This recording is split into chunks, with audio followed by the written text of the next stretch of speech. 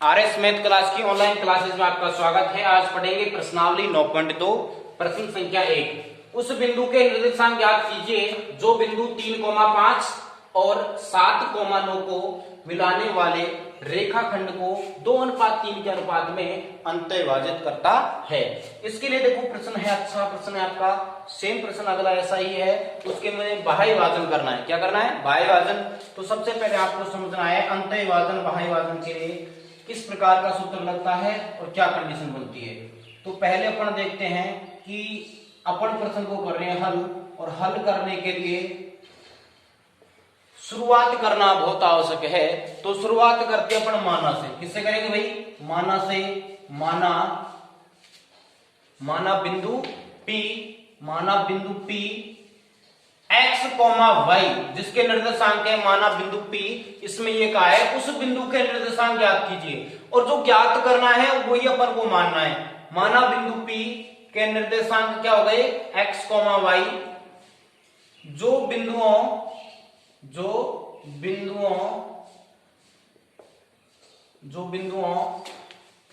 a 3,5 इसको क्या माना? a, और B 7,9। देखो प्रश्न में ही आंसर आपका छिपा हुआ है। माना बिंदु P जो ज्ञात करना वो मान लिया। जो बिंदुओं A और B को मिलाने वाले रेखाखंड को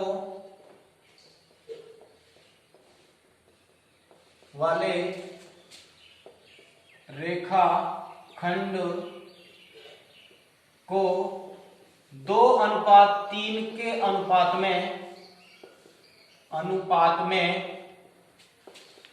अंतःविभाजित करता है।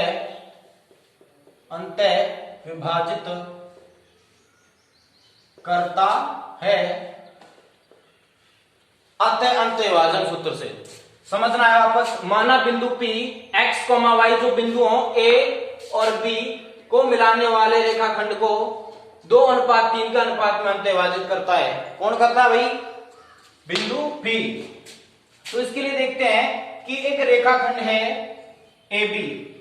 क्या माना भाई? AB एक रेखाखंड है जिसके निर्देशांक अपने हैं 3,5 और एक है अपना 7,9। इसको बिंदु P कितने हिस्सों में बांट रहा है? पूरा रेखाखंड कितने का? 5 का।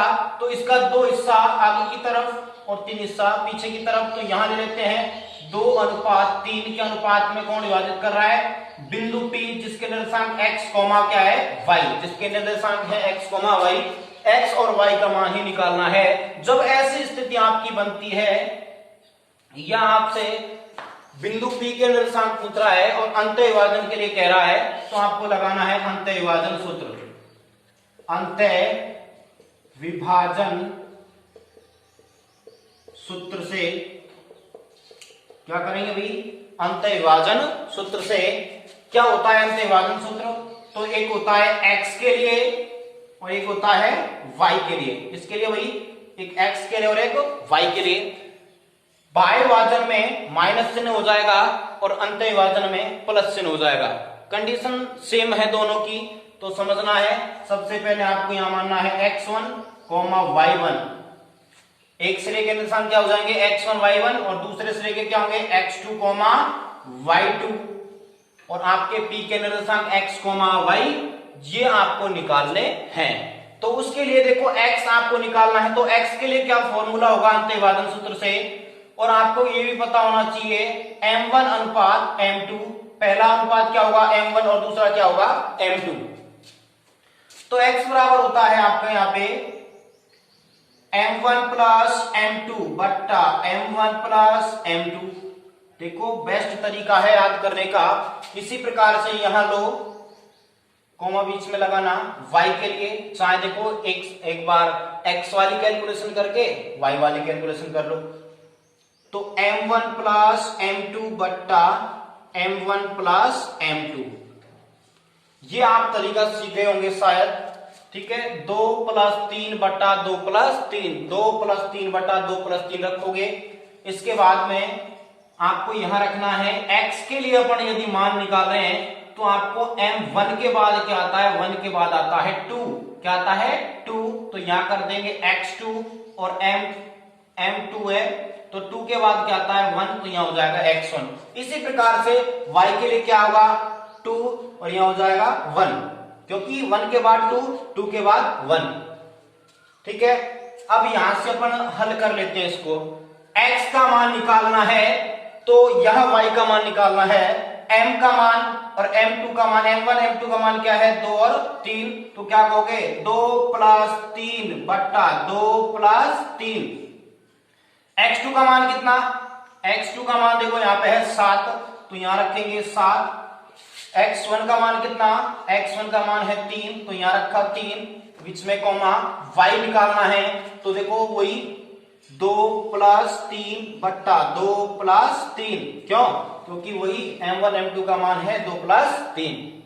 अब रखते हैं y2 का मान, और y2 का मान अपने पास है 9, कोष्टक में रखना, क्योंकि कोष्टक का मतलब होता है गुणा, अगर कोष्टक नहीं लगेगा तो ये लगेगा गुणतीस, क्या लगेगा गुणतीस, इसलिए कोष्टक रखना जरूरी है, या मल्टीप्लिकेशन रख सकते हो। y1 अपना है यहाँ पे 5, x बराबर हल करो, 7 दूनी कितना 14 प्लस 3 तिया 9 और 3 और 2 कितना 5। इसी प्रकार y के लिए अपन देखते हैं, y बराबर 9 दूनी 18 प्लस 5 तिया 15 बटे 3 और 2 कितना 5। ठीक, इसी हिसाब से अपन करते चले। x के लिए ये कंडीशन यहां ले लेते, थोड़ा इधर देखते हैं। अब निकाल रहे हैं x के लिए, तो आपको पता है 14 और 9 कितने हो गए यहाँ पे 23, कितना हो गए 23 बटे में कितना 5।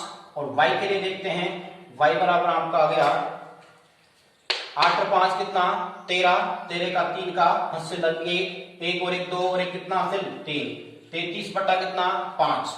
तो यहां कह सकते हो x का मान 23 बटा 5, y का मान 33 बटा 5। भाग दोगे तो दशमलव पॉइंट में आएगा, या आप बटा सही में भी लिख सकते हैं। तो आपको इतना ही करना है कि x किसके लिए निकाल रहे हैं भाई, बिंदु P के लिए, तो बिंदु P के निर्देशांक क्या हो जाएंगे, अतः अभिष्ट बिंदु P के निर्देशांक आप कह सकते हो px, y बराबर क्या हो जाएगा, सेम कंडीशन से किसके लिए x और y का मान। ठीक है, x का मान कितना है p, x का मान अपने पास है 23 बटा 5, और y का मान है 33 बटा 5।